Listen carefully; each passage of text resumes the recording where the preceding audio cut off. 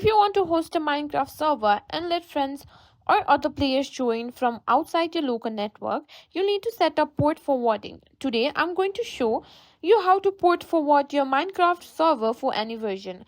So let's get started. Alright, let's go through the steps to port forward your Minecraft server. This process involves configuring your router to allow external traffic to reach your server. Here's how to do it. First, you need to know the local IP address of the computer running the Minecraft server. Press Win plus R to open the Run dialog box. Type CMD and press Enter. In the command prompt, type ipconfig and press Enter. Look for the IPv4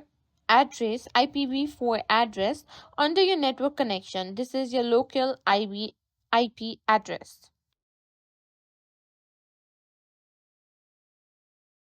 Next, you'll need to log into your router's admin interface to configure port forwarding. Open a web browser and type your router's IP address into the address bar. Common router IPs are 192.162.0.1 or 192.168.1.1 and press enter. Enter your router's username and password. If you haven't changed this, the default credentials are usually admin for both fields. But check your router's documentation if these don't work. Once logged in, you'll see set up the port forwarding rule. Navigate to the port forwarding section of your router settings.